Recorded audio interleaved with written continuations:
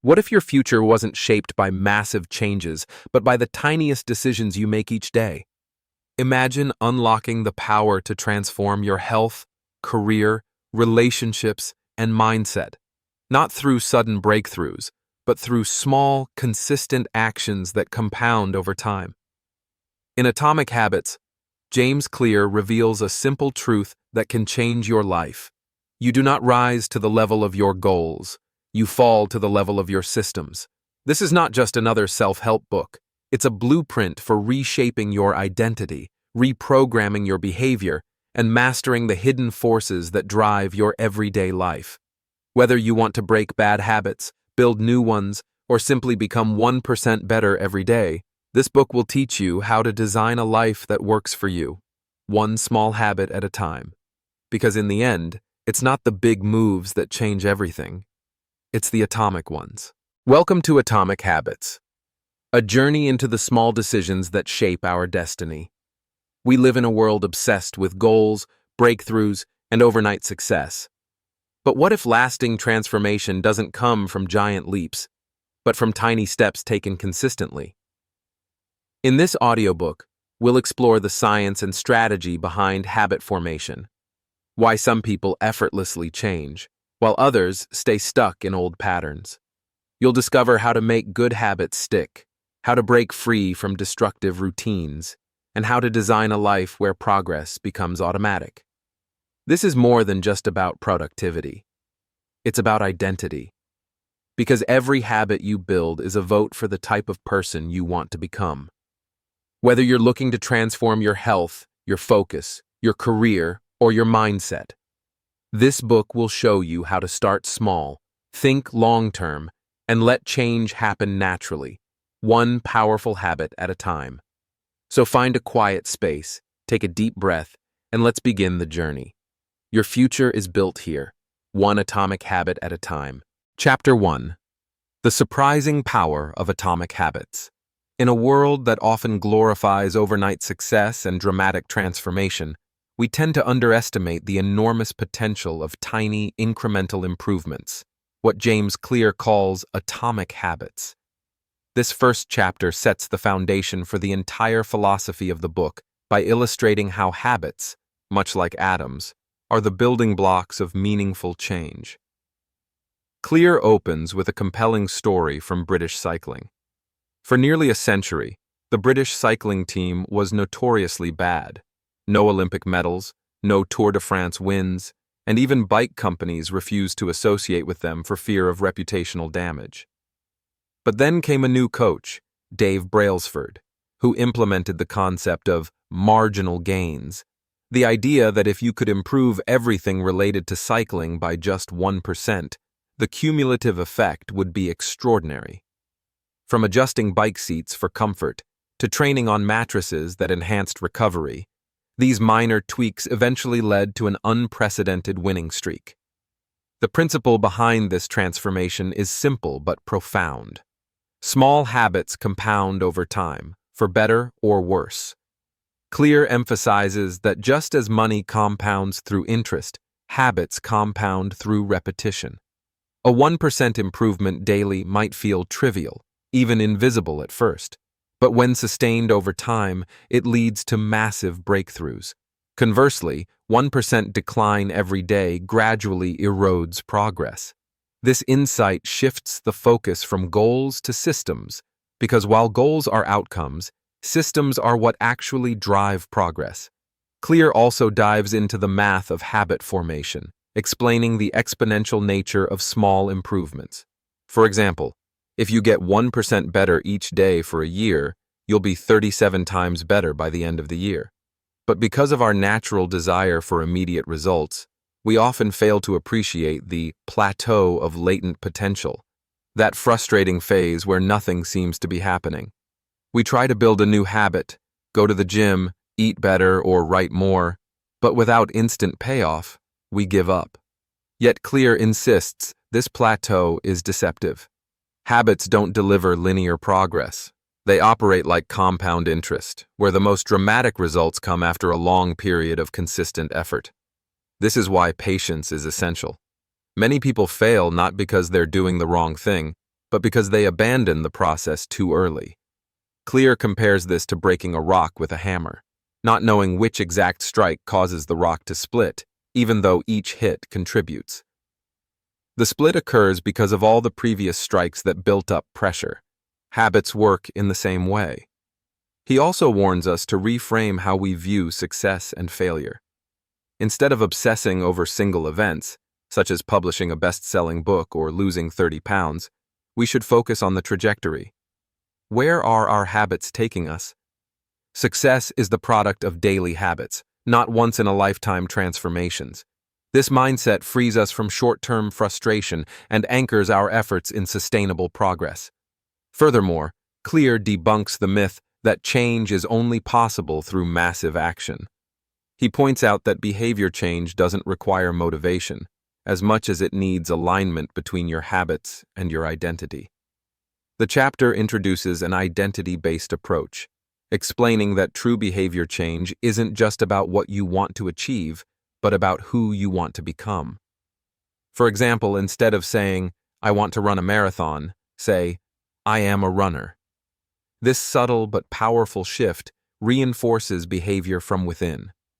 By casting votes for the type of person you want to become through your actions, you reinforce your identity with every small decision. In other words, habits are not just actions, they are signals of your future self. Clear concludes the chapter by setting the stage for the rest of the book.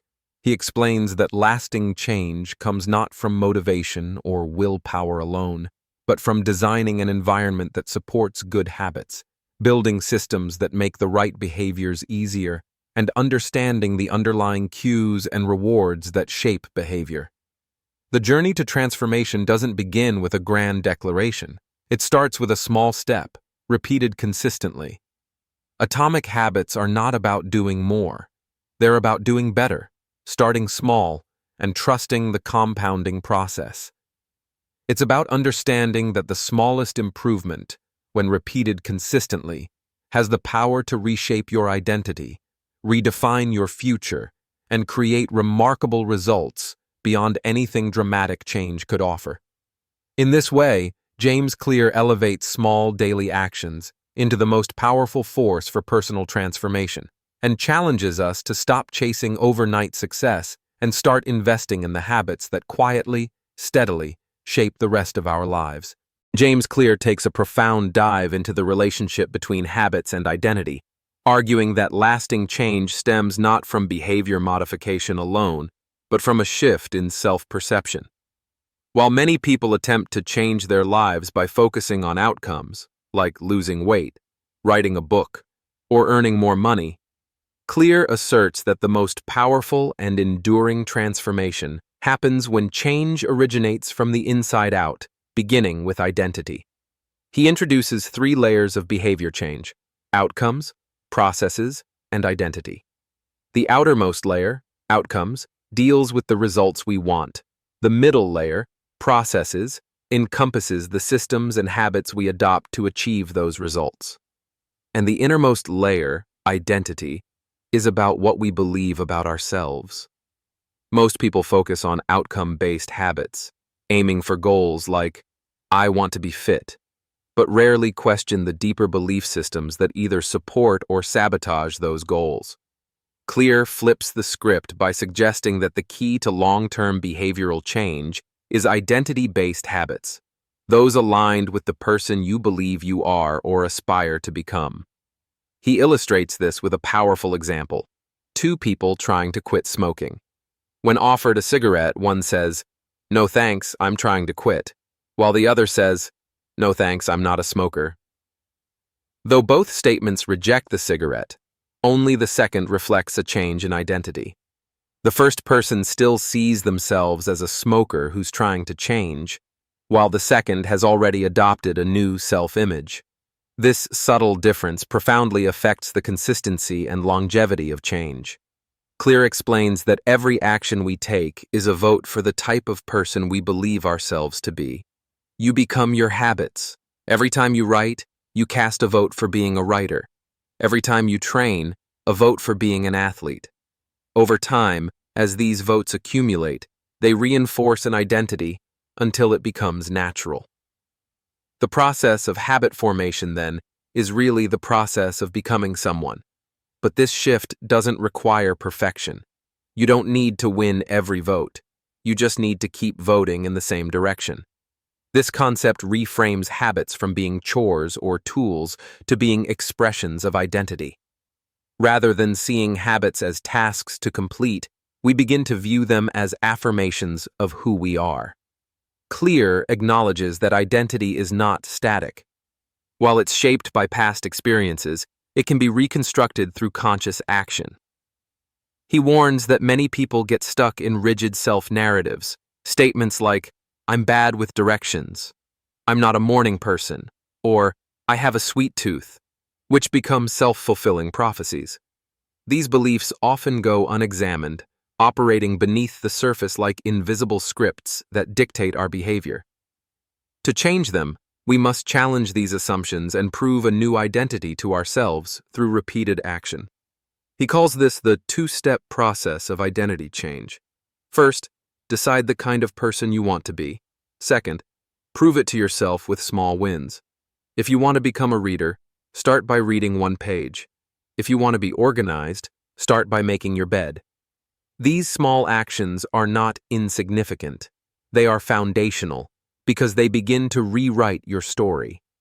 In this way, identity and habits form a feedback loop. Identity drives behavior, and behavior reinforces identity.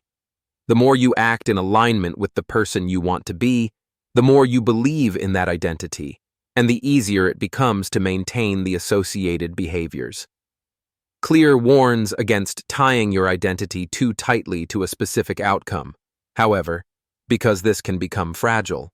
For example, if someone builds their identity entirely around being a successful entrepreneur, a failed business can feel like a threat to their very existence. Instead, he advocates for flexible identities that are built around values and principles rather than specific achievements. It's healthier to see yourself as someone who is resilient, creative, or curious, traits that can manifest in many contexts, rather than someone who is only valuable when they win. This chapter also encourages readers to be aware of the conflict that can arise when old habits are tied to outdated identities. Change becomes difficult not because of laziness or lack of motivation, but because we cling to a sense of self that no longer serves us. To move forward, we must be willing to let go of old versions of ourselves, however familiar or comforting they may be, and embrace new possibilities. This process can feel vulnerable because it involves uncertainty, but it's also the path to growth. Identity-based change is not about faking it until you make it, but about embodying the type of person you wish to be through consistent, intentional behavior. Clear closes the chapter by reaffirming that habits are not merely tools for productivity. They are tools for identity formation. When we focus on who we are becoming rather than what we are achieving, habits become personal and meaningful. This internal motivation is more sustainable than external rewards because it taps into the deepest levels of self-understanding and purpose. Changing your habits, then, is not just about improving your life. It's about redefining who you are. This chapter serves as a call to action to stop chasing results and start embodying the traits of the person you want to become, one small habit at a time. Chapter 3. How to Build Better Habits in 4 Simple Steps. Imagine trying to change your life, but every time you begin, it feels like you're swimming against the current. You try harder, push more, use willpower, but your habits don't seem to stick. That's not because you're weak or undisciplined. It's because you might be working against how habits actually form. In this chapter, James Clear pulls back the curtain and shows us the engine behind all our behaviors, a 4-step habit loop that explains almost everything we do, whether we realize it or not. If you've ever wondered why you keep repeating certain behaviors, good or bad, the answer is here. Cue, craving, response, reward. That's the universal cycle. It's how we form every habit in our lives, from brushing our teeth, to scrolling endlessly on our phones, to going for a run every morning. And once we understand this loop, we can stop trying to force change and instead design it. Let's break it down. First comes the cue, a trigger that grabs your attention. It could be a sound, a smell, a time of day, or even a feeling. Think of a notification pinging on your phone. That sound is a cue, and it makes your brain perk up. Something's happening. That's when we enter step 2, the craving. It's not the cue itself that drives us to act. It's the craving behind it. We don't want the notification sound. We want the message, the dopamine hit, the connection. Cravings are the emotional or psychological drivers behind habits. They give motivation to respond. So we move into the third phase, the response, the actual behavior. You pick up the phone and check the message. If it's something good, something that satisfies the craving, your brain logs it as a win. Which leads us to the final step, the reward. Rewards serve 2 purposes. They satisfy your craving, and they teach your brain this behavior is worth repeating in the future. The more times this loop repeats, the more automatic the habit becomes. Clear explains that all habits, big or small, good or destructive, are built on this exact framework. Want to eat healthier? Want to stop biting your nails? Want to start writing every day? They all rely on the same pattern. What's powerful about understanding this loop is that it gives you a roadmap. Instead of relying on motivation or discipline, you can now design better habits by aligning with how your brain naturally works. Let's make it practical. Say you want to build a habit of reading before bed. Start with the cue. Make it obvious. Maybe you leave a book on your pillow so it's the first thing you see. That triggers the behavior. Then comes the craving. You associate that book with peace, relaxation, maybe learning something inspiring. Your response is to pick it up and read. And the reward? That moment of calm before sleep, the satisfaction of progress, even just the joy of turning pages.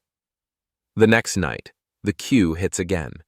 And slowly, reading becomes part of who you are. But the loop works both ways. If you're trying to break a bad habit, say snacking late at night, it's the same structure. The cue might be boredom or stress. The craving is for comfort or distraction. The response is grabbing chips, and the reward is that short-term pleasure. The secret to breaking the cycle? Interrupt the cue, reframe the craving, replace the response, or dull the reward. James Clear also emphasizes that many of our habits form not because we consciously choose them, but because we stumble into them over time. Our environment sends out constant cues, and without realizing it, we respond. This is why designing your environment becomes such a powerful tool for habit change. If you want to practice guitar more, don't keep it in a closet, hang it on the wall. If you want to stop checking your phone in the morning, don't charge it beside your bed. The fewer cues you encounter for bad habits, and the more cues you create for good ones, the easier behavior change becomes.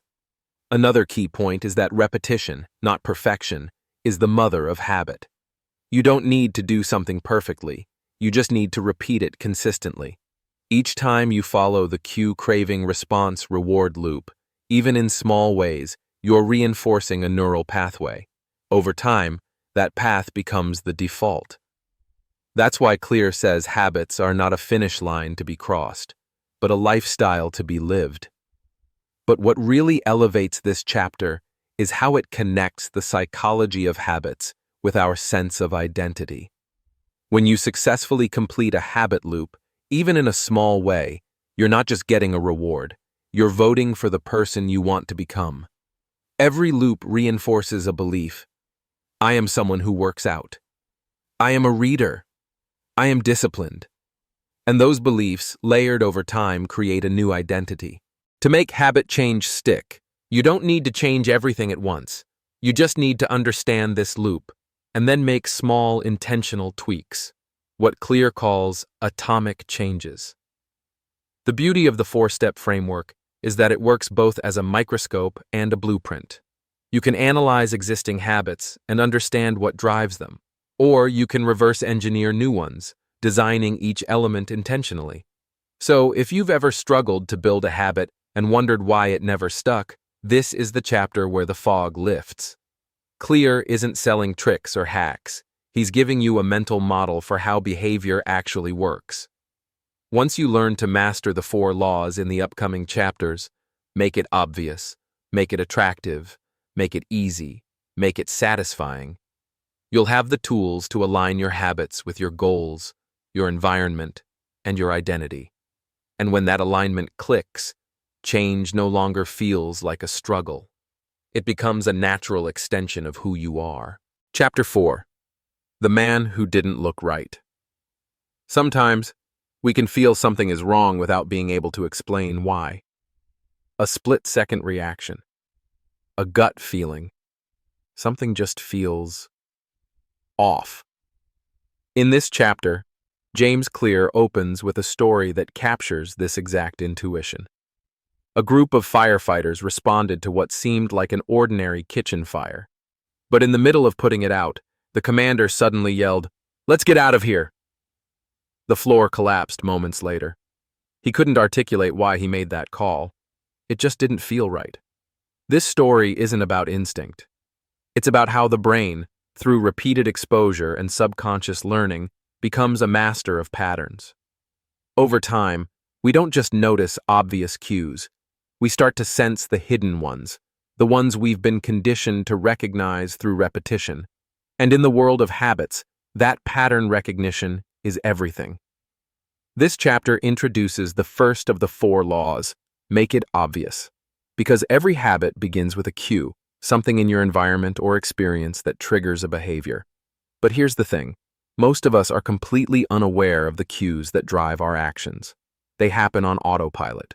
You pick up your phone the moment you feel bored. You open the fridge when you walk into the kitchen. You light a cigarette the second you step outside after a meal. These behaviors are so ingrained that they seem invisible. The first step to change, Clear tells us, is awareness. You can't improve a habit you don't realize exists. To illustrate this, he introduces a simple yet powerful tool, the habit scorecard. This isn't a productivity hack. It's a method for shining a light on your behavioral blind spots. The idea is to go through your day and write down every habit, every repeated action, from the moment you wake up to when you go to sleep. Then, you label each one. Is it positive, neutral, or negative? For example, wake up, check phone, brush teeth, skip breakfast. The point isn't to judge yourself, but to observe. Awareness precedes improvement. You can't escape bad habits or build good ones if you're blind to what you're doing. Clear explains that the brain is a prediction machine. Over time, it learns to anticipate rewards based on cues. The more often a cue is associated with a reward, the more automatic the response becomes. That's why habits are so sticky. They become the path of least resistance. And the more you repeat them, the more invisible they become. Habits are like the background music of our lives, always playing, rarely noticed. To regain control, you need to reshape the environment where these cues exist. Because, contrary to popular belief, it's not motivation that shapes behavior. It's visibility. Clear brings up a fascinating experiment. In a cafeteria, simply changing the arrangement of beverages, placing water at eye level instead of soda, led people to drink more water without thinking about it. No pep talk, no health campaign, just subtle design. This is the power of cues. They don't yell, they whisper. But if you change what people see, you can change what they do. So, how do you make a good habit obvious? You design your cues deliberately. One of Clear's favorite tools here is implementation intention, a strategy rooted in specifying exactly when and where you'll perform a habit. For example, I will meditate for 5 minutes at 7 a.m. in my living room. It sounds basic, but research shows that being specific triples your chances of following through. The vaguer your plan, the weaker the behavior. But when a cue is tied to a specific time and place, your brain locks in. Another method is habit stacking, pairing a new habit with one you already do. Let's say every morning you make coffee. Right after that, you could write in a journal. After I brew my coffee, I will write one line about how I feel. Because your brain already recognizes the first cue, making coffee, it becomes easier to attach a second action to it. This is how new behaviors piggyback on old routines and slowly become automatic. The chapter also makes a crucial point about environmental design. Most of us think habits are formed by willpower, but in truth, they're formed by exposure. You don't need more discipline. You need better surroundings. If you want to read more, put a book on your pillow. If you want to practice guitar, put the instrument in the center of your room. Want to snack less? Hide the junk food. The less friction between you and a positive behavior, the more likely it is to happen. And the reverse is true as well. The more friction you create around a bad habit, the less likely it becomes. James Clear explains that we live in a constant loop of cues and responses. But the more we become aware of what triggers our behavior, the more power we have to shape our habits. It's not about being perfect. It's about becoming intentional. He reminds us that we're not victims of our habits. We're the architects of them. And that architecture starts with what we see, hear, feel, and experience every day. Our environment is sending us messages, whether we realize it or not. The key is to listen, take note, and then take control. By the end of this chapter, one truth becomes clear. To build better habits, you must first make the invisible visible. And once you can see your patterns, you can begin to shift them, one cue at a time. Chapter 5. The best way to start a new habit. Starting a new habit can feel like standing at the base of a mountain. You want to climb it, you know the view from the top will be worth it, but figuring out how to take the first few steps often stops people in their tracks. In this chapter, James Clear dives into one of the most critical phases of habit formation, getting started. He explains that while many people dream of change, very few know how to initiate it. The secret lies not in motivation or sheer willpower, but in creating a system that makes the first step obvious, specific, and easy to follow. Clear introduces us to a powerful concept called implementation intention. This is a simple formula that takes your vague intention, like, I want to exercise more, and turns it into a clear action plan. I will behavior at time in location. For instance, I will do 10 push-ups at 7 a.m. in my living room. When you phrase your habit like this, you're not just making a wish, you're programming your brain with a clear instruction. It removes ambiguity, which is the enemy of action. When you know exactly what, when, and where, you're far more likely to follow through. But even then, knowing what to do isn't always enough. The brain craves connection. It thrives on rhythm and routine. That's where the second tool comes in. Habit stacking. Instead of relying on motivation alone to start a new habit, you can tether it to something you already do consistently. Think of habits like train cars. If you can latch a new one onto a train that's already in motion, it gains momentum.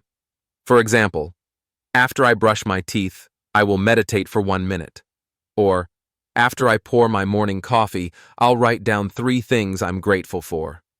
By anchoring the new behavior to an established one, you harness the reliability of existing patterns. Habit stacking not only builds consistency, it builds trust within yourself. The more you link your desired behaviors to things already embedded in your life, the easier it becomes to establish a new normal. Over time, those little stacked habits transform into routines that require less thought and energy. And that's the real goal. Clear wants us to stop relying on willpower and start depending on systems. Because systems, unlike motivation, don't fluctuate with your mood or the weather. Clear gives plenty of examples to show how these tools can work in everyday life. Want to start journaling? Stack it right after breakfast. Want to stretch more? Do it after you take off your work shoes. The magic lies in the predictability. When a habit becomes part of a sequence, it no longer feels like something extra you have to remember. It becomes automatic, like brushing your teeth or checking your phone in the morning. But the beauty of implementation, intention, and habit stacking isn't just about behavior change, it's about identity change. Every time you follow through on a small promise to yourself, you reinforce the belief that you're the kind of person who follows through. That you're not just someone who wants to change, you're someone who does. Over time, these small actions become proof of your new identity. James Clear makes a powerful point here. Building better habits isn't about grand transformations. It's about clarity, consistency, and connection. Clarity in defining the habit, consistency in repeating it, and connection to routines you already trust. When you combine these forces, starting a new habit doesn't feel daunting anymore. It feels natural. In the end, Chapter 5 reminds us that starting is the hardest part, until we make it easy. And making it easy means removing the guesswork, attaching the new to the familiar, and letting momentum do the rest. The next time you want to build a habit, don't just wish for change.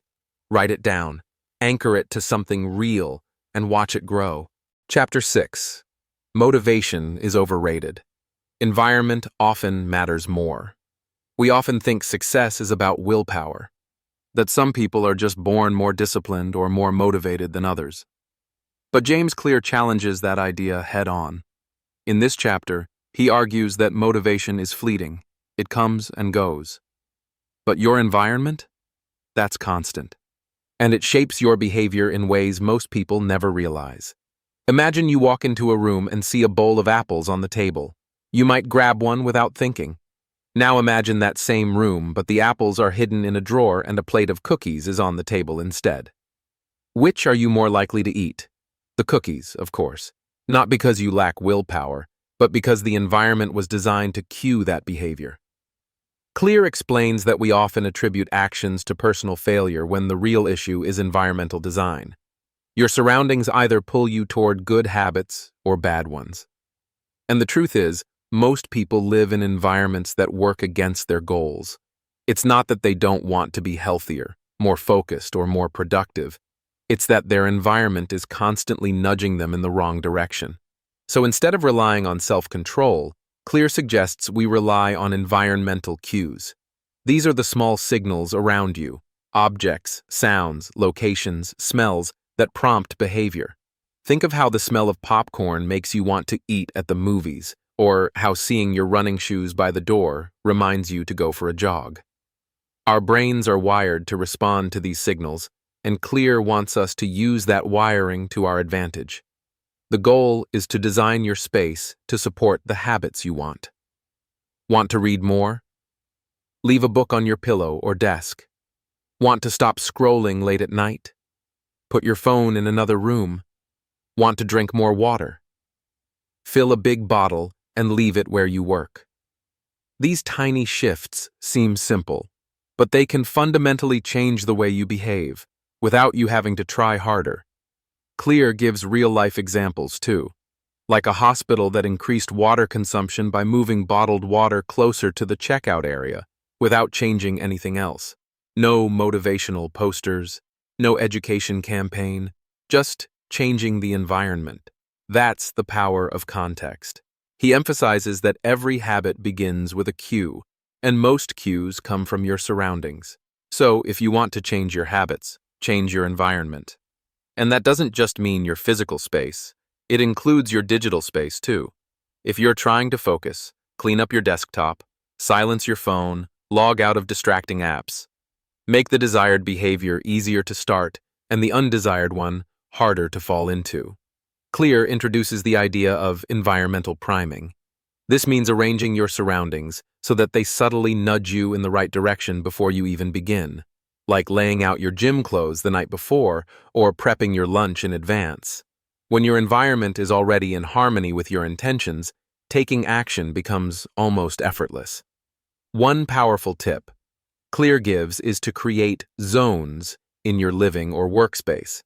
For example, have a specific chair where you read, a desk only for deep work, a table just for meals, and a bed strictly for sleeping. This way, your brain starts associating certain behaviors with certain locations. When you sit in the reading chair, your mind slips into reading mode without resistance. When you lie in bed, Your mind prepares for sleep. You build mental grooves over time, simply by creating physical boundaries. But what if you share a small space or can't control your environment completely? Clear suggests managing what you can.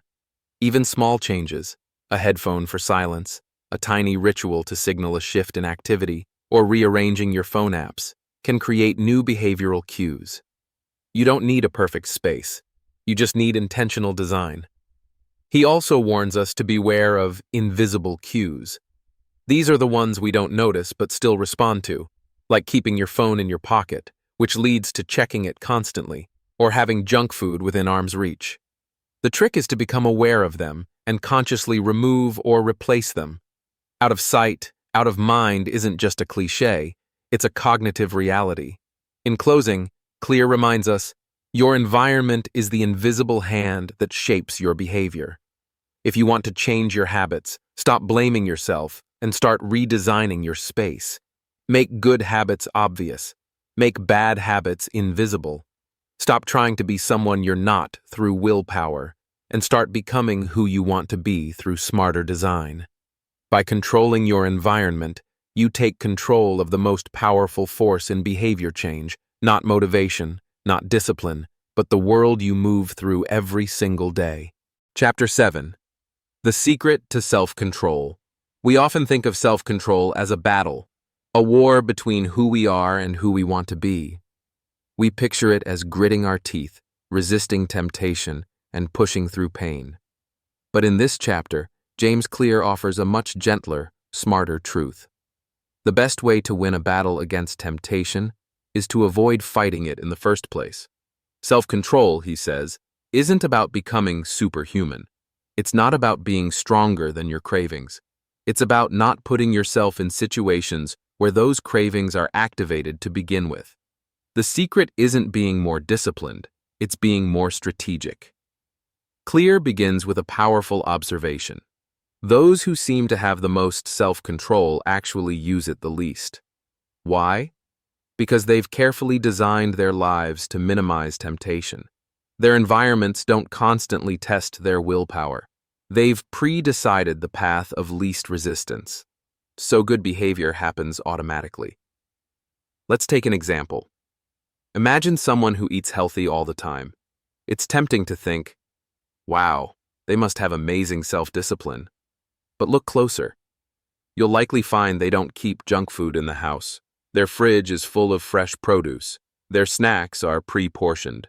They don't visit fast food places. In short, they've removed the triggers that would cause a struggle in the first place. They're not resisting temptation. They're simply not exposed to it. Clear connects this insight to the 4 stages of habit formation: cue, craving, response, and reward. The cue is the spark. Without it, the rest of the chain never even starts. That's why avoiding the cue is so powerful. If you never see the cookie, you don't crave the cookie. No craving, no reaction. Problem solved before it begins. He references a fascinating historical study: Vietnam War soldiers who became addicted to heroin overseas. Many people feared they'd bring that addiction home. But surprisingly, when they returned to the US, most of them quit immediately. Why? Because their environment changed. The triggers were gone. Their surroundings no longer whispered, use. This shows how tightly habit is linked to location and cue, and how removal is often more effective than resistance. This is the heart of the message. Self-control is easier when you don't need it. If you're constantly exposed to temptation, even the strongest willpower will eventually break down. But if you never put yourself in that situation, you've already won. So how do we apply this in daily life? First, we need to become cue aware. What are the environmental triggers that start your bad habits? Is it seeing your phone on your desk that makes you check it every 5 minutes? Is it walking past the kitchen that leads to snacking? Is it turning on the TV out of habit rather than desire? Once you identify your cues, eliminate them. Out of sight, out of mind works because we are cue-responsive creatures. Move your phone to another room during work. Hide the junk food on a high shelf. cancel streaming services if they're wasting your evenings. It sounds extreme, but Clear reminds us, every decision you automate frees up energy for things that matter. It's not about living like a monk. It's about being intentional. If you're trying to stop drinking, don't hang out at bars. If you want to read more, put books where you'll see them. If you want to stop procrastinating, block the websites that pull you in. The fewer decisions you have to make in the moment, the better your long-term choices will be. Clear also emphasizes identity alignment. The more we see ourselves as someone who doesn't need to resist because they simply don't do that anymore, the easier habits become. A former smoker who says, "I'm trying to quit," still sees themselves as a smoker. But one who says, "I don't smoke," has rewritten their identity. And that identity shapes every choice thereafter. We often put ourselves in harm's way, thinking we'll have the strength to resist. But it's better to walk a different route entirely. Don't test your willpower. Test your wisdom. Can you build a life where the temptations are weaker than your goals? Clear summarizes this with a simple but profound truth. Disciplined people structure their lives in a way that doesn't require heroic willpower. And if you want to master your habits, that's the model to follow. Don't rely on force. Rely on design. To wrap up, Chapter 7 isn't a lecture on how to become stronger or tougher. It's an invitation to become more thoughtful. If you want to change your behavior, don't try to overpower your impulses. Remove the situations that give those impulses a voice.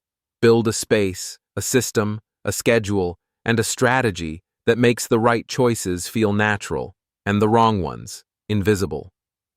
Because the real secret to self-control isn't about fighting temptation. It's about never needing to fight it at all. At the end of the chapter, Clear reinforces one key idea.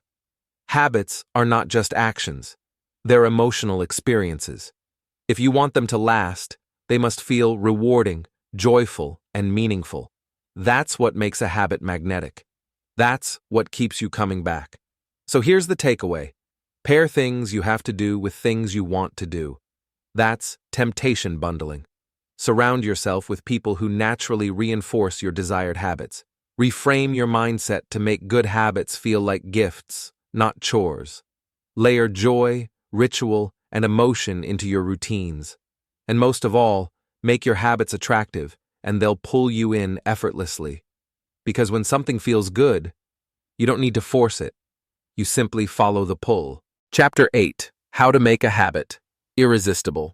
Imagine your habits like magnets. Some pull you in effortlessly, scrolling social media, binge-watching shows, grabbing a snack. Others, the ones you know are good for you, reading, exercising, journaling, feel like a grind. Why is it so easy to do what's bad for us and so hard to do what's good? In Chapter 8, James Clear reveals a simple truth that changes everything.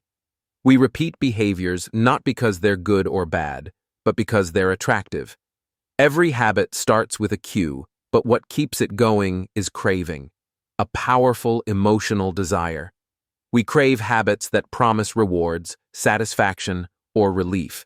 If something feels rewarding, we'll come back to it. So the real trick isn't to force ourselves to do the right thing, it's to make the right thing feel irresistible. Clear explains that the second law of behavior change is, make it attractive. And this chapter dives deep into how to do exactly that. Let's begin with a foundational principle from behavioral psychology. The more attractive an opportunity is, the more likely it is to become habit-forming.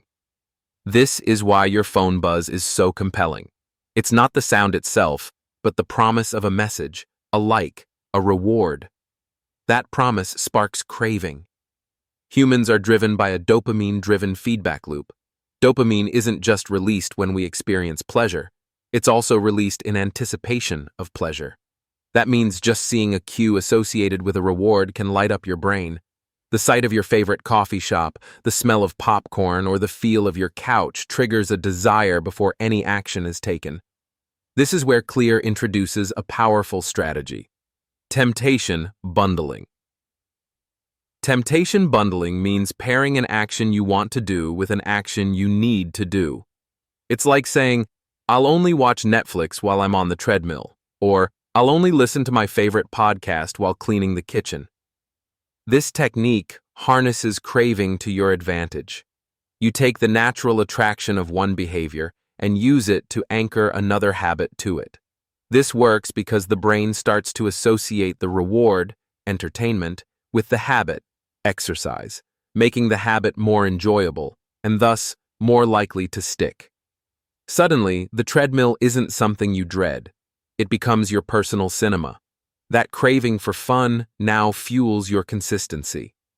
Clear also discusses how culture shapes attractiveness. We don't just imitate what's pleasurable, we imitate what's socially rewarded. We want to fit in, be admired, and gain approval. So we tend to adopt habits that are praised by the close, our friends and family, the many, our larger community, the powerful, those we respect or look up to. This means one of the most overlooked tools for habit change is your environment of people. Want to get fit? Join a gym where fitness is the norm. Want to write more? Surround yourself with writers. We subconsciously adopt the behaviors of those around us because we crave connection. That craving becomes the emotional fuel that drives new routines. Here's where it gets practical. Clear says, if you want to make a habit attractive, you have to learn to associate it with positive emotion.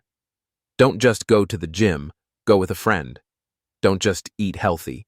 Make your meals colorful and creative. Don't just wake up early. Enjoy the quiet sunrise with a good cup of coffee. The more enjoyable the experience, the more likely it'll stick. He gives a brilliant tip. Reframe your habits. Instead of saying, I have to wake up early, say, I get to start my day peacefully before the world wakes up. Instead of, I need to work out, say, I get to build strength and confidence today. This shift in language turns obligation into opportunity, and opportunity into attraction. Another subtle but powerful tool Clear introduces is creating motivation rituals. This means building a tiny reward into the start of your habit to get your mind excited. It might be lighting a scented candle before journaling, playing a favorite song before starting work, or brewing a great cup of tea before reading. These little pleasures pull you toward your routine. And remember, craving always comes before action. So if you want consistent action, you need consistent craving. The goal isn't to force discipline, it's to create desire. And that desire is something you can engineer. Chapter 9. The role of family and friends in shaping your habits. Humans are social creatures. From the moment we're born, our behaviors, beliefs, and habits are deeply influenced by those around us. In this chapter, James Clear explores one of the most powerful yet often overlooked forces behind habit formation: our social environment. Imagine you want to quit smoking. You try hard, but every time you hang out with friends who smoke, the urge pulls you back. Or picture trying to start a workout routine, but your family spends most evenings on the couch watching TV. Suddenly, your goals feel like a lonely battle.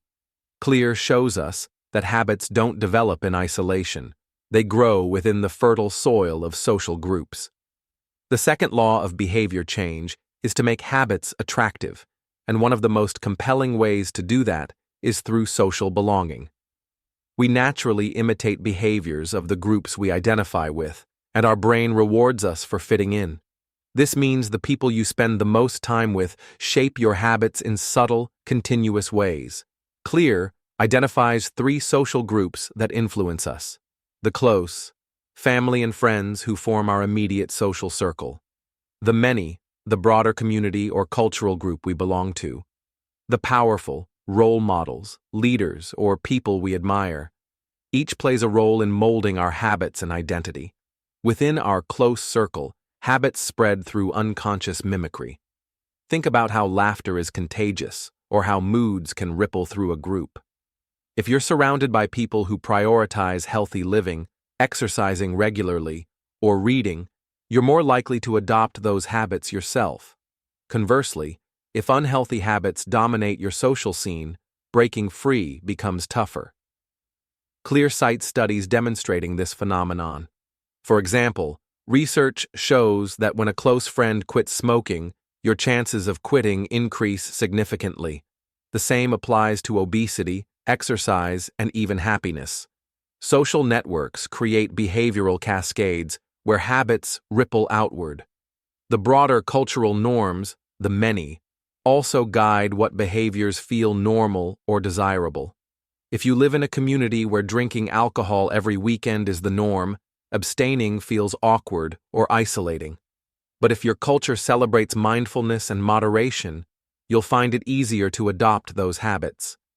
Culture sets the stage for what's acceptable or cool. And then there are the powerful, people we look up to, from mentors to celebrities. We model their habits because we associate their behaviors with success and status. Following their lead can be motivating, but Clear warns us to choose these role models wisely. Not all admired habits are healthy or aligned with your goals. One of the key takeaways is that identity is social. We don't just form habits to improve ourselves privately. We form habits to express who we are to the world. When your social environment values certain behaviors, you're motivated to embody those traits to fit in, gain approval, or feel a sense of belonging. This is where Clear's advice becomes practical. If you want to change your habits, start by looking at your social context. Are you surrounded by people who reflect the identity you want to build? If not, consider seeking out new groups or communities that do. Join clubs, online forums, or classes where your desired habits are the norm. Surround yourself with people who live the life you aspire to. He also emphasizes the power of accountability partners. Sharing your goals with someone who supports you creates social pressure and motivation. When you know someone else is watching, you're more likely to stick to your commitments. This isn't about judgment. It's about encouragement and shared progress. Clear warns against toxic environments that pull you away from your goals. If your social circle resists your changes, it can cause friction or doubt. In these cases, strengthening your new identity through external communities becomes essential. In summary, Chapter 9 highlights that habit change isn't just an internal struggle, it's a social journey. The people around you either lift you toward your best self or pull you back into old patterns. By consciously choosing your social environment, you harness a powerful force that makes good habits easier, more natural, and deeply rewarding. Chapter 10. How to find and fix the causes of your bad habits. We all have habits we wish we could break. Overeating, procrastinating, checking our phones too much, staying up late, reacting with anger. But here's the hard truth. You can't just snap your fingers and delete a bad habit. These patterns are deeply rooted, often formed over years, and they serve a purpose, even if they hurt you in the long run. That's why in Chapter 10, James Clear invites us to stop treating symptoms and start understanding the real causes behind our bad habits. The core message of this chapter is clear. Every habit, even the destructive ones, is a solution to a problem. Smoking might relieve stress. Scrolling through social media might temporarily ease boredom or loneliness.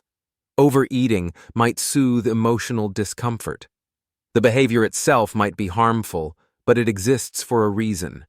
And if you want to change it, you have to understand what it's doing for you. Clear introduces the idea of cue-induced craving. Habits are triggered by cues, something in your environment, your emotional state, or your routine. But the real driving force is the craving, the feeling you're trying to satisfy. This means bad habits often begin when you're trying to avoid something uncomfortable: anxiety, pain, fear, uncertainty. For example, think about procrastination. On the surface, it looks like laziness, but dig deeper, and you'll often find fear of failure, fear of not being good enough, or fear of discomfort. So you avoid the task to avoid the feeling. The real problem isn't the behavior, it's the emotion behind it. To change a bad habit, Clear urges us to reframe the craving and find a healthier, more effective solution to the problem that caused the habit in the first place. If you overeat to reduce stress, can you learn deep breathing, meditation, or journaling as an alternative outlet? If you scroll endlessly on your phone out of boredom, can you replace it with a walk, a book, or a phone call with a friend? But before you can fix the problem, you have to spot the pattern. That's where awareness becomes your most powerful weapon. You can't change a habit you're not even aware of. Clear recommends keeping a habit scorecard, a list of your daily habits, written out without judgment. Just notice, observe, track. You're not trying to shame yourself. You're trying to understand your behavior like a detective at a crime scene, curious and analytical. This simple exercise can be eye-opening. You begin to notice the unconscious loops that shape your day. I wake up, check my phone, I feel anxious, so I open the fridge. I sit down to work, but I get distracted by email. Patterns emerge, cues become visible. Only then can you begin to intervene. Clear emphasizes the importance of identity once again. Bad habits often persist because they align with an outdated or unexamined version of yourself. Maybe you believe you're a night owl, so you stay up late even when you're exhausted. Or you believe you're someone who just hates exercise, so you avoid it. But when you start building a new identity, I'm someone who values rest, or I'm becoming a person who takes care of their body, your behaviors can follow suit. To stop a bad habit, make it invisible, unattractive, difficult, and unsatisfying. These are the 4 laws of behavior change in reverse. If checking social media is a problem, try logging out, deleting the app, or keeping your phone in another room. If you always snack in front of the TV, break the cue by rearranging your environment. Don't rely on willpower alone. Design friction into the habit. But even more powerful than changing the environment is changing your story. Clear reminds us, the story you tell yourself about your habits is often more important than the habits themselves. If you believe you're a slave to your cravings, you'll act like one. But if you believe you have the power to pause, reflect, and choose differently, your habits begin to lose their grip. He offers practical suggestions, like using implementation intentions, clear plans that say, if situation X arises, then I will do behavior Y. For instance, if I feel the urge to eat when I'm not hungry, I'll drink a glass of water and take 3 deep breaths. This prepares your brain to act differently in familiar situations. Another strategy is to use temptation bundling, pairing a behavior you need to do with something you enjoy. If you dread exercising, watch your favorite show only while working out. You're not just breaking a bad habit, you're building a better one in its place. Ultimately, Clear helps us see bad habits not as moral failures, but as misdirected solutions. They're often signals, clues to deeper needs we haven't yet learned how to meet in healthy ways. When we approach them with curiosity instead of guilt, we open the door to meaningful, lasting change. Chapter 11. Walk slowly, but never backward. James. Clear opens this chapter with a calming but profound mantra. Walk slowly, but never backward. In a world obsessed with hacks and shortcuts, this principle cuts through the noise. Progress doesn't have to be fast, it just has to be forward. He reminds us that building good habits and breaking bad ones is a game of consistency over intensity. It's better to show up every day and improve 1% than to push yourself so hard that you burn out, stop, and regress. The real magic of habit formation lies in staying in motion, no matter how small the steps. But let's be honest, consistency is hard. It's not flashy. It's not thrilling. It's doing the same things day in, day out, even when you're tired, even when no one's watching, even when it feels like nothing is changing. That's where discipline and identity come into play. Clear makes a key point here. Success is the product of daily habits, not once-in-a-lifetime transformations. If you want to become fit, you don't need to run a marathon tomorrow. You just need to exercise regularly. If you want to become a writer, you don't need to write a novel in a weekend. You just need to write a little every day. What matters is the direction you're heading, not how fast you're going. The danger comes when we stop showing up altogether. Missing one workout or one journaling session isn't a disaster, but when missing once becomes missing twice, and then becomes your new normal, that's when backward steps begin. Clear calls this the second mistake. The first mistake is unavoidable. It happens. Life gets in the way. But the second mistake, that one's a choice. And it's the one that breaks the streak. To protect against this downward spiral, Clear suggests a mindset shift. Never miss twice. Missing once is human. Missing twice is the beginning of a new and often bad habit. So, when you fall off, get back on immediately. Shrug off the slip-up and recommit to your system. That's resilience. The key here is not perfection, but recovery. The best performers aren't perfect. They're just better at bouncing back. They know that motivation fades, but habits anchored in identity last. When you see yourself as someone who trains or someone who writes, you return to the behavior not because you feel like it, but because it's who you are. Clear also talks about tracking your habits to reinforce consistency. Seeing a visual streak, like an unbroken chain on a calendar, can be motivating. It becomes a game. Don't break the chain. But he cautions not to become so obsessed with tracking that you lose the joy or forget the purpose of the habit itself. What if you're sick? What if you're busy? In those moments, do something, even the tiniest version of your habit.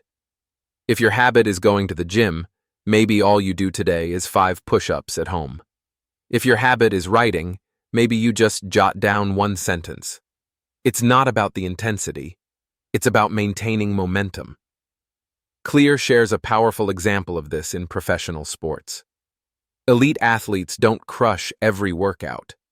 They don't break records every time they train. But they always show up. They practice the fundamentals. They stay in the groove. That's how mastery is built. Not through bursts of greatness, but through sustainable repetition. And yet, even with all this, we must learn to be compassionate with ourselves. Consistency is not a straight line. There will be bad days, low-energy moments, unexpected setbacks. What matters most is what you do after those moments. Do you judge yourself and spiral, or do you forgive yourself and return?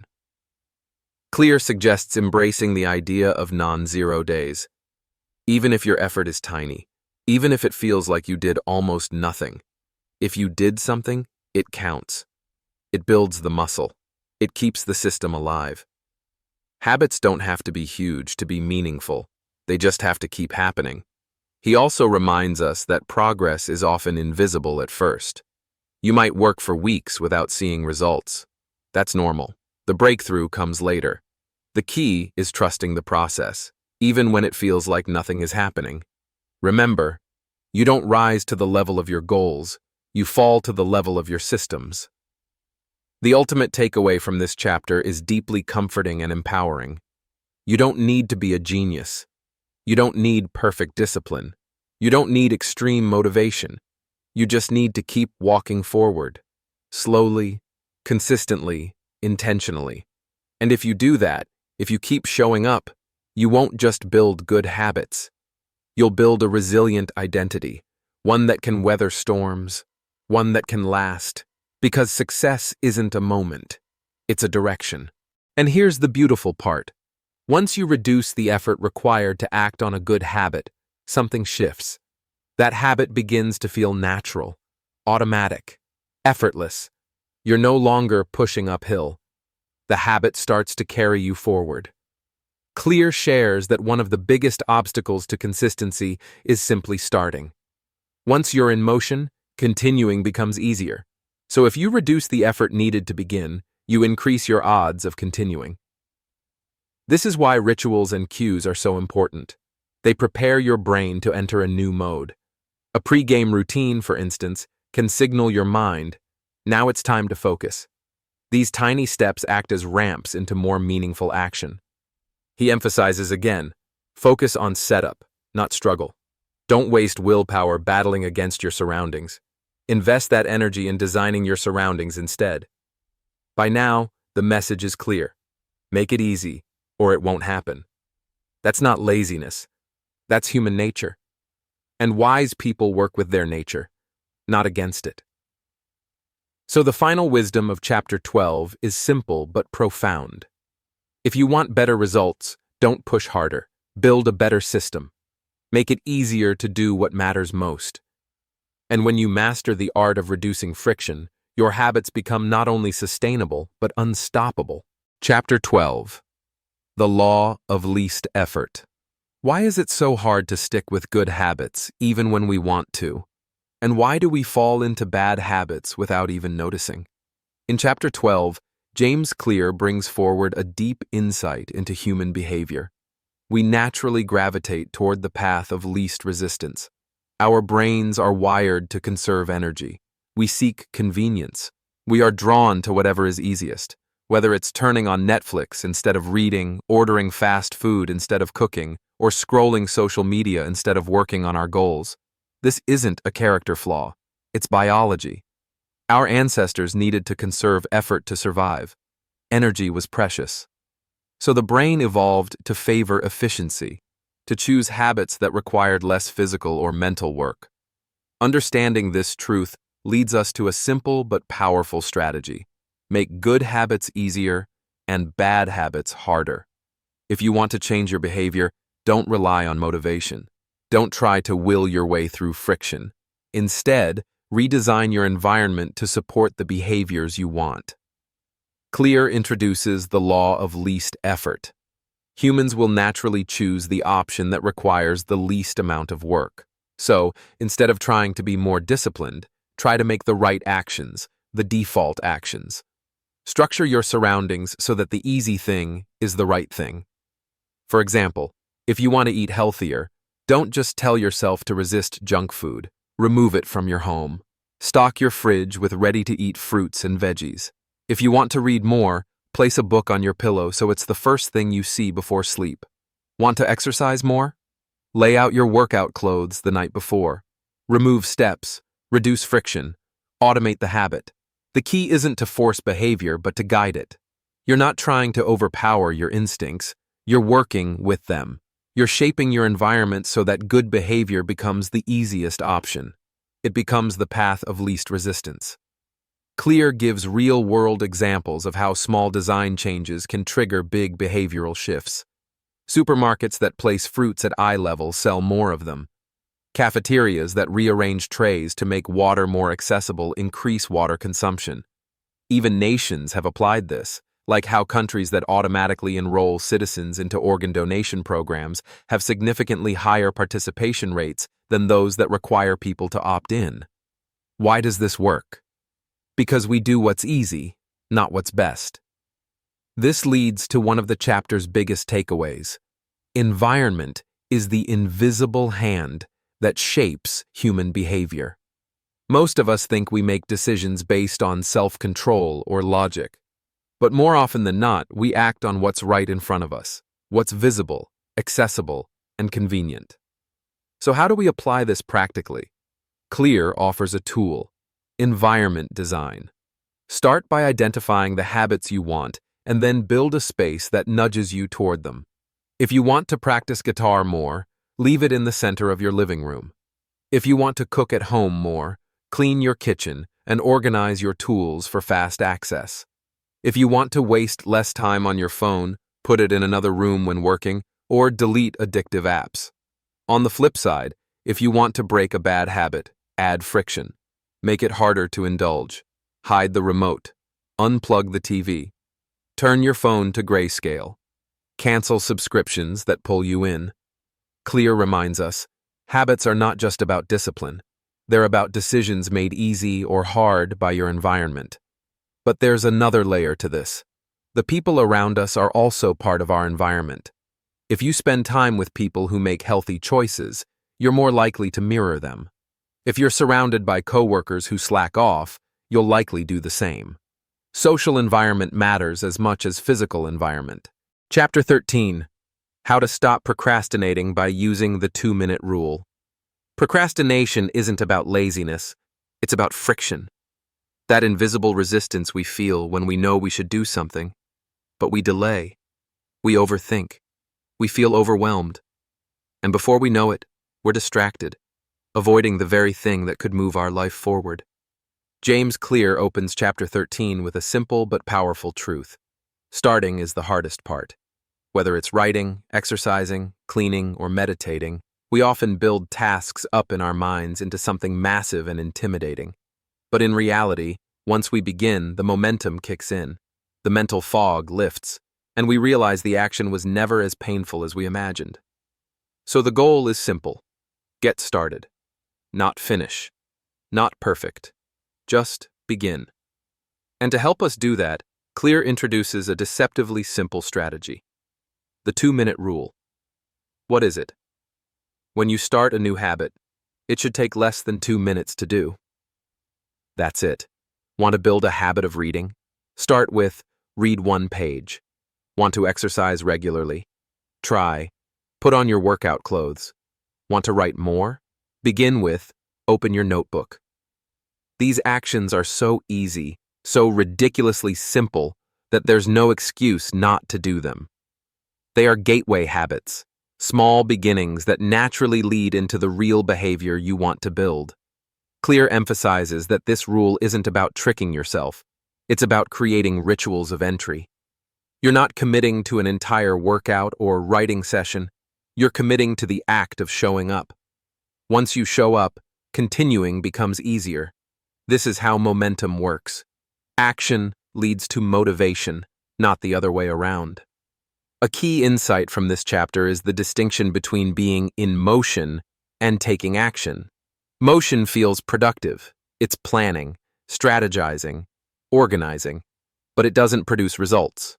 Action, on the other hand, is what actually moves the needle. Let's say you want to get fit. Motion looks like researching workout plans, buying new gear, watching fitness videos.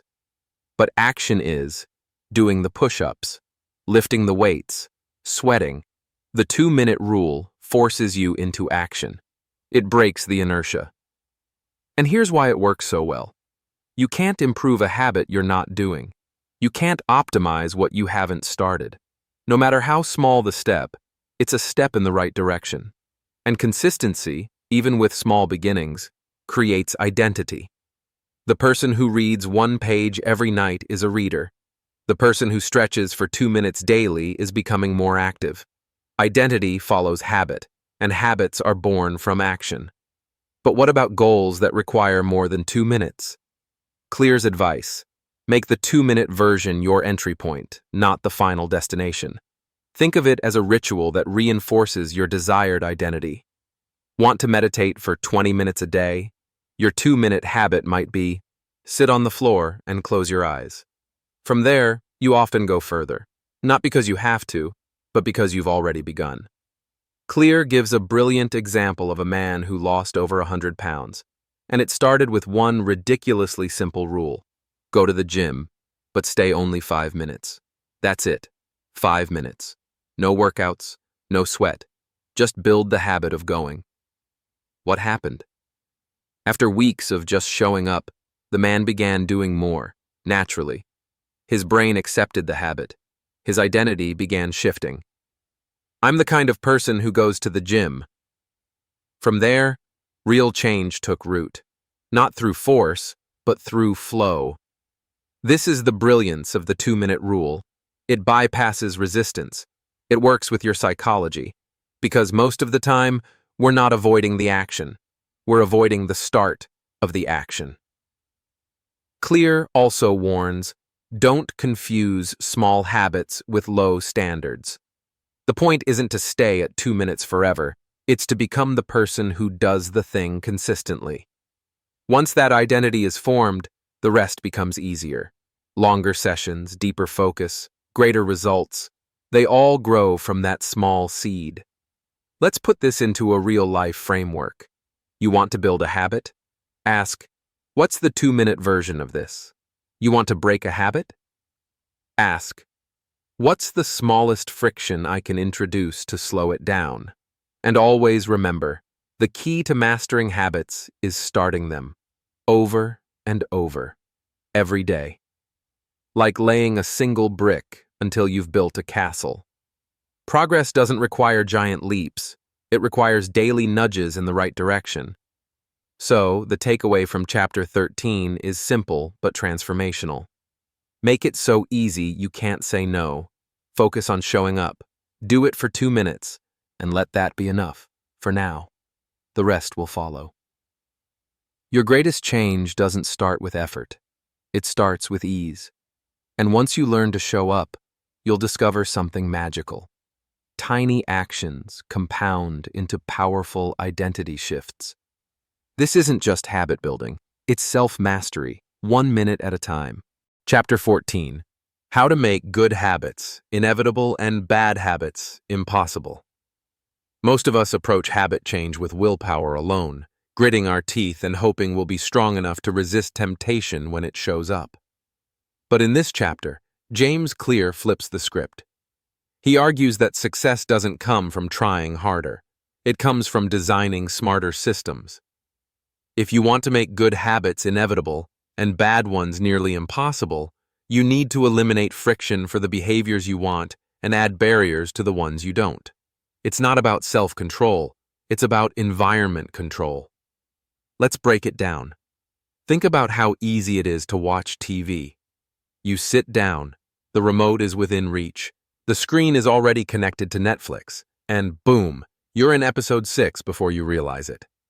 Now compare that to reading a book, which might be in another room or buried in your bag. The difference? Friction. The easier a behavior is, the more likely we are to do it. Clear introduces a brilliant strategy here, the commitment device. A commitment device is a decision you make in the present that locks in better behavior for your future self. It's like building a moat around your future actions, protecting your goals from your momentary impulses. For example, if you want to eat healthier, you can unsubscribe from food delivery apps or buy only healthy groceries. If you want to spend less time on social media, you can delete apps or log out after each session. The key idea is to make your bad habits inconvenient and your good habits automatic. One compelling example he gives is the story of Victor Hugo. When struggling to finish a book on deadline, Hugo locked away all his clothes so he couldn't leave the house, and the only thing left to do was write. That's a commitment device. It removes the option to escape and makes the desired action inevitable. Now, how do we make good habits unavoidable? Clear offers several strategies, but one of the most powerful is automation. Use technology, schedules, or rules to make good habits consistent. Automate your savings so you don't have to remember. Set a daily time block for writing, working out, or meditating. When something is scheduled, when it's wired into your system, it stops being a question of motivation. It becomes a routine. He also encourages creating one-time decisions that shape your environment for the long haul. Buying a water filter so you drink more water. Setting up auto payments to save money. Rearranging your home so your guitar is out in the open and your phone is out of reach. These small strategic choices remove the need for daily willpower. They make good habits your default mode. What's especially powerful about this chapter is the idea that you don't rise to the level of your goals. You fall to the level of your systems. And the best systems are the ones where the path to success is the path of least resistance. The reverse is also true. If you want to kill a bad habit, don't try to resist it. Make it difficult. Add friction. Make it painful. Cancel your streaming subscription. Give your friend control over your social media passwords. Put your phone in another room while you work. The harder it is to act on your bad habits, the less power they have. Clear also talks about the role of identity here, reaffirming the idea that behavior change is identity change. Every time you follow through on a good habit, you reinforce the identity you want to build. And when your environment is aligned with your desired identity, change becomes effortless. So if you want to be the kind of person who writes every day, designs an environment where writing is the default. If you want to be someone who doesn't smoke, make it inconvenient to access cigarettes and surround yourself with people who support that identity. In the end, Chapter 14 gives you this liberating truth. You don't have to be perfect. You just have to be prepared. By using commitment devices, smart design, and one-time decisions, you can build a world where good habits happen without force, and bad habits wither from lack of fuel. It's not about discipline. It's about design. And the best habits don't rely on effort. They rely on structure.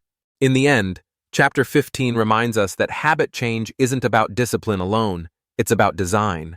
You don't need more willpower. You need better feedback. Make the new behavior feel good. Make the bad one feel uncomfortable. And let your brain do what it naturally does. Seek pleasure and avoid pain. This is the cardinal rule. Behaviors that are immediately rewarded get repeated. Behaviors that are immediately punished get avoided.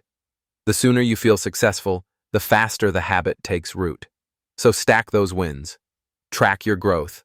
And above all, make good habits feel like something you want to do, not just something you should do. Because when your habits feel good, you don't need to force them. They carry you forward. Chapter 15. The cardinal rule of behavior change. At the heart of every lasting habit is a simple rule. We repeat behaviors that are immediately rewarded and avoid ones that are immediately punished. This is the cardinal rule of behavior change, and it governs how habits are formed or broken over time.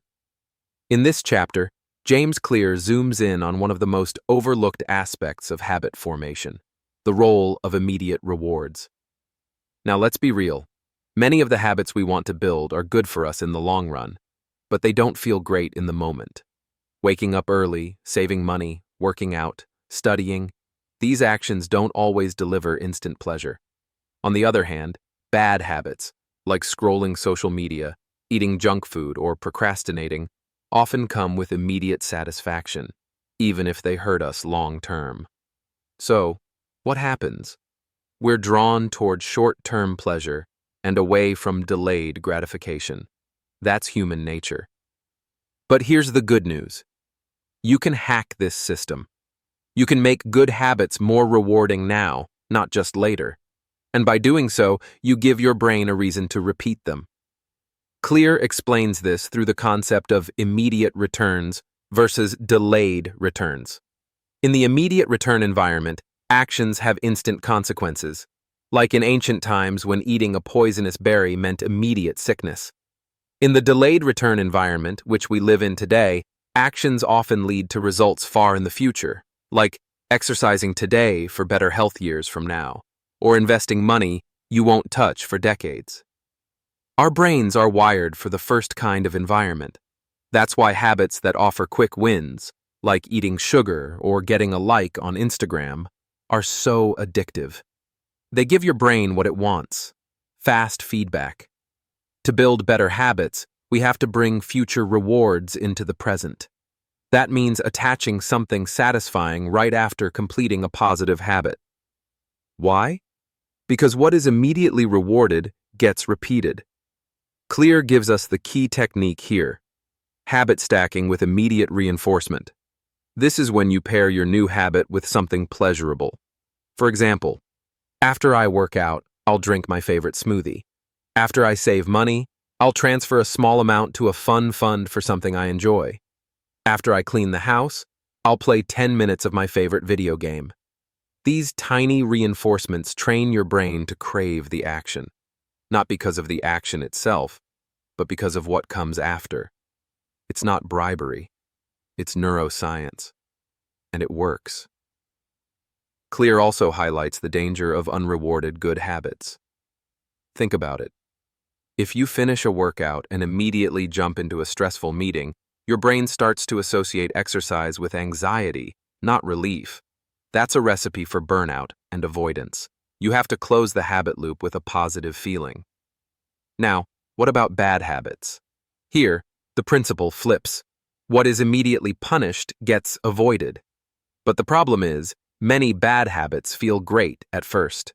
The punishment is delayed. The solution? Make the consequences of bad habits immediate.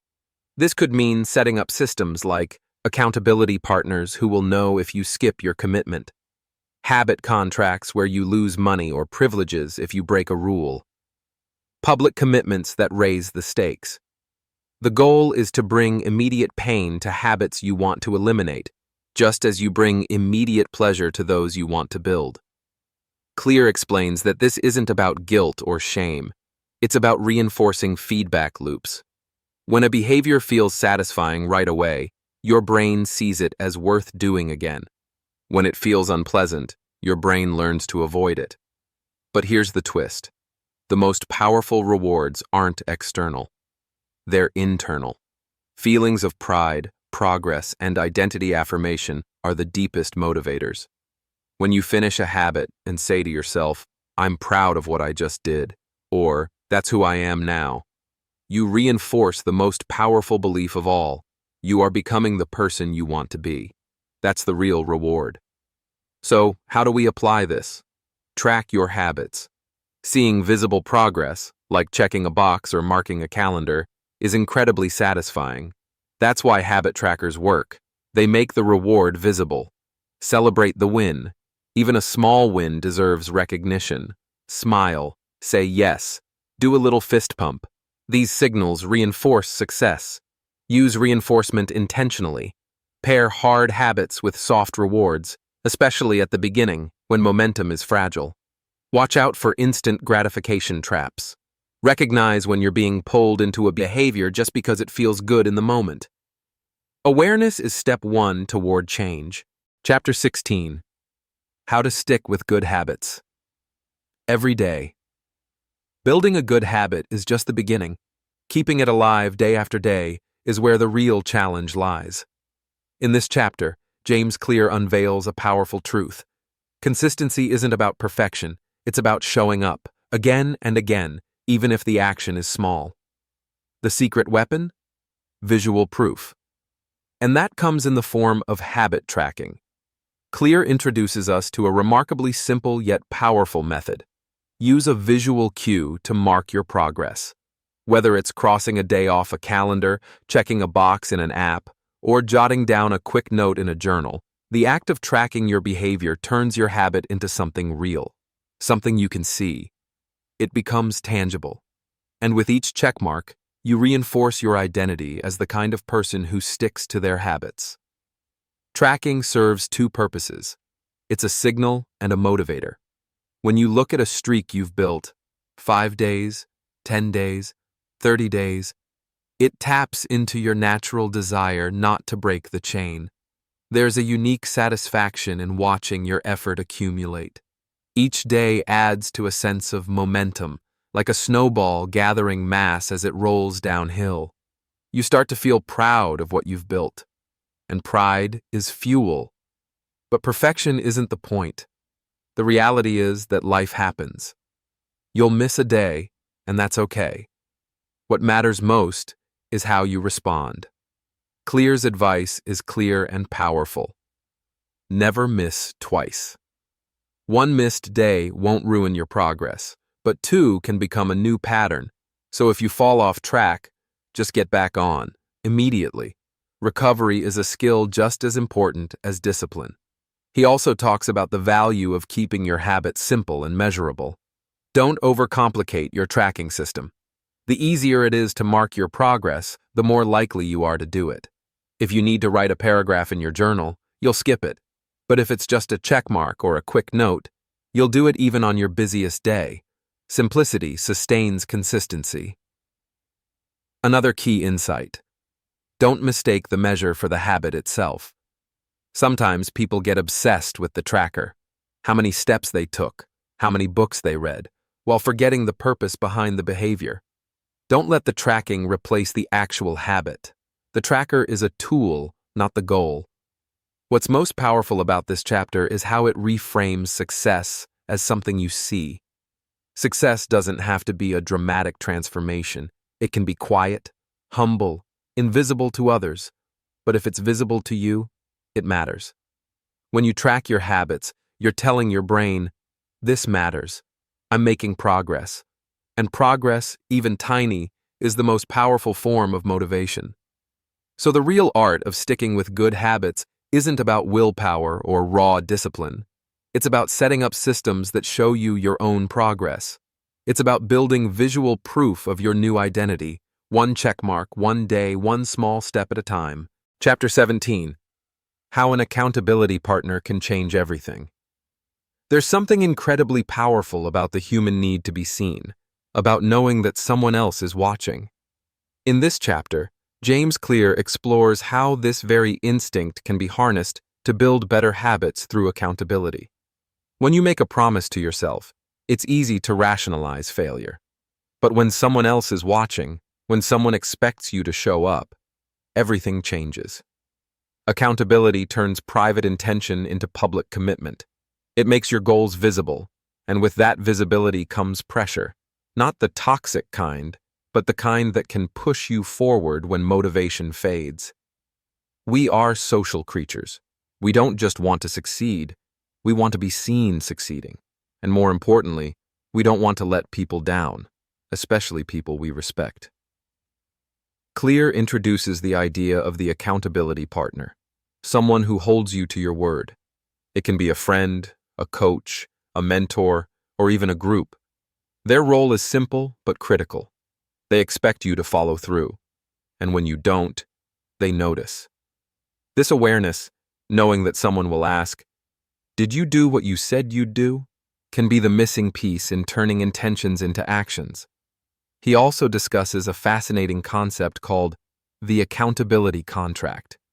It's a written or verbal agreement that outlines what habit you're committing to, how often you'll do it, and what happens if you fail. But here's the kicker. It includes consequences, real ones. Not following through might mean losing money, doing an embarrassing task, or disappointing someone important. That sting of possible loss can sharpen your focus like nothing else.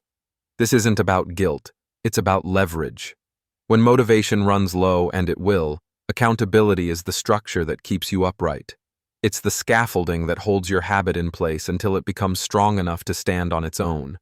And often, just the knowledge that someone is watching is enough to tip the scale toward action, especially on days when excuses start to creep in. Clear also points out that the best accountability partners are not just cheerleaders, they're truth tellers. They care enough to call you out, to remind you of your goals, to say, "You're capable of more than this." That kind of honest support is rare, but incredibly valuable. When you find someone like that, you don't just find accountability, you find growth. The chapter closes with this core truth. Habits don't exist in isolation. They are deeply embedded in our social lives. If you want to change your behavior, change your environment, and that includes your relationships. Surround yourself with people who expect excellence from you, who live the way you aspire to live. Their presence will quietly elevate your standards. Ultimately, accountability isn't just about pressure, it's about partnership. It's about inviting someone into your journey, someone who helps you rise when you're tempted to fall.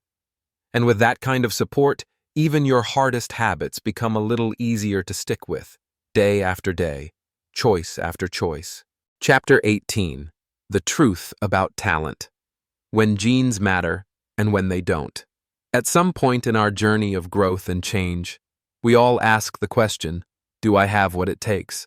And in this chapter, James Clear takes a deep dive into the role talent and genetics play in shaping our habits, our success, and our long-term performance. It's not the typical motivational fluff that says anyone can do anything. Instead, Clear offers a grounded, honest, yet empowering perspective. Your genes do matter, but they don't define you.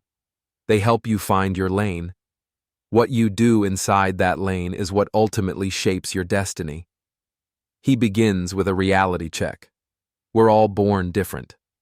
Some people are naturally better at sprinting. Others are better at solving puzzles, painting, speaking, or organizing. It's not defeatist to acknowledge this. It's strategic. Because understanding your natural inclinations helps you choose the habits and pursuits that align with your strengths. Clear emphasizes that success isn't about forcing yourself to be great at something unnatural. It's about finding where your natural talents intersect with effort and interest. This is your genetic sweet spot. He describes it as the area where your biology gives you a slight edge and your passion gives you fuel. In that zone, progress feels smoother, habits stick easier, and the long game becomes more sustainable. Take elite athletes, for example. Physical attributes like height, limb length, or lung capacity can give someone a competitive advantage in specific sports.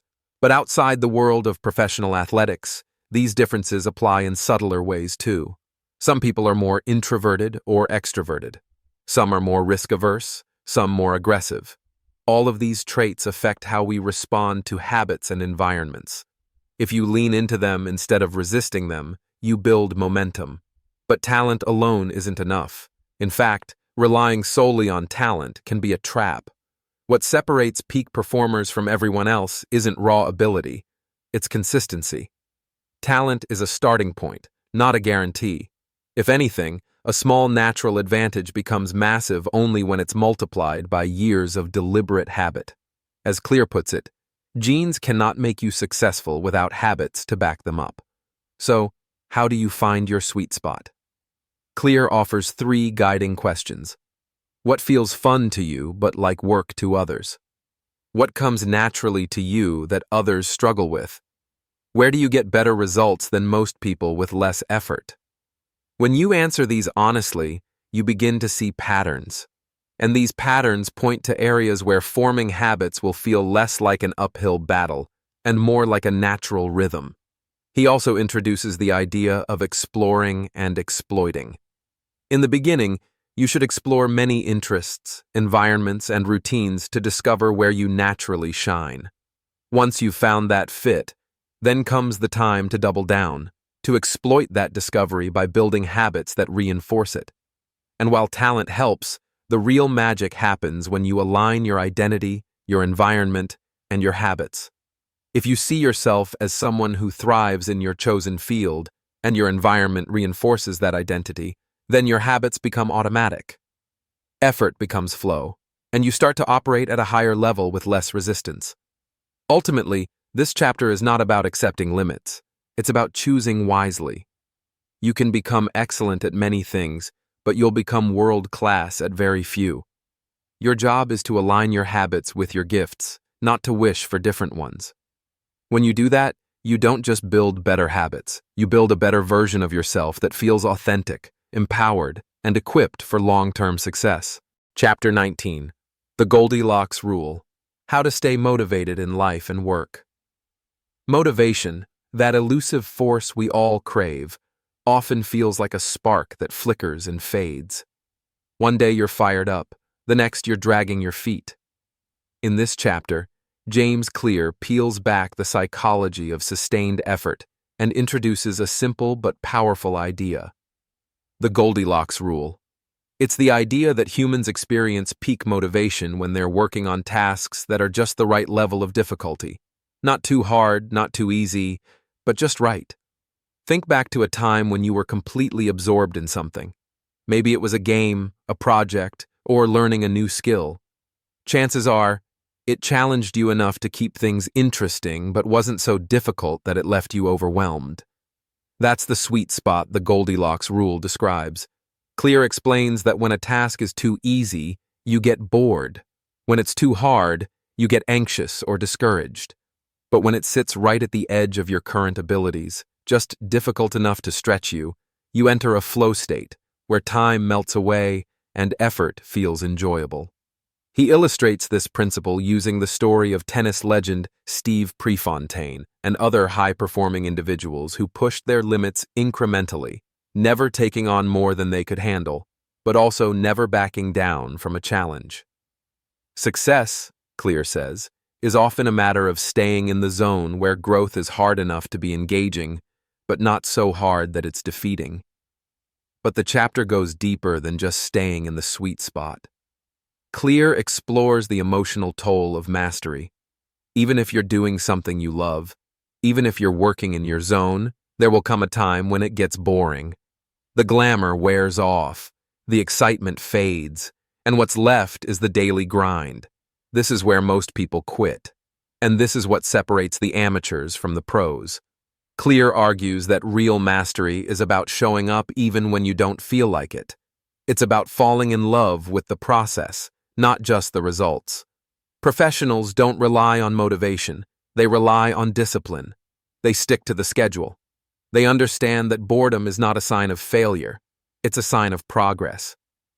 He brings up the example of elite performers like Olympic athletes, writers, musicians, and CEOs. They don't necessarily love every workout, writing session, or meeting, but they keep showing up. They've internalized that consistency beats intensity. They know that the road to success isn't paved with lightning bolts of inspiration. It's built on the quiet, repeated decisions to do the work. So how do you apply this?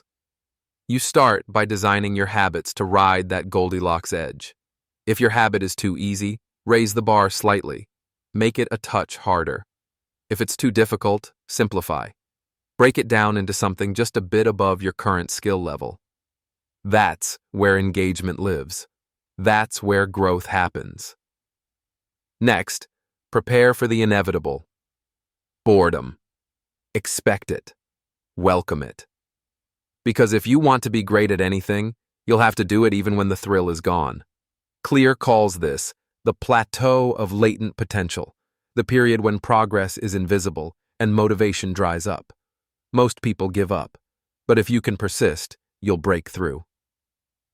The Goldilocks rule isn't just about performance, it's about sustainability.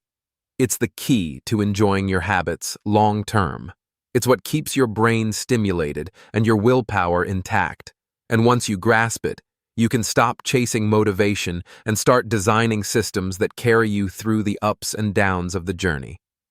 In the end, Chapter 19 isn't about doing the hardest thing. It's about doing the right thing, at the right level, over and over again. That's how you win. That's how you stay motivated.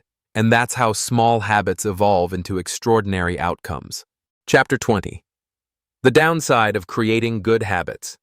At first glance, habits seem like the holy grail of personal transformation. Automatic actions that reduce decision fatigue, create consistency, and lead to long-term success. And they are. But in this final chapter, James Clear reminds us that habits, for all their power, come with a hidden cost. When taken too far, or left unchecked, they can subtly narrow your vision, limit your creativity, and stifle growth.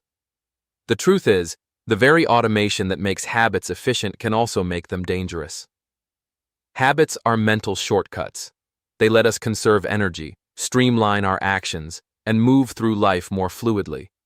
But once something becomes automatic, it also becomes unconscious. We stop paying attention. We stop asking whether it's still serving us. In the beginning, your habit helps you grow. Over time, it can trap you in a routine that no longer aligns with who you're becoming. Clear compares this to the career of a professional. Take a chef, for instance.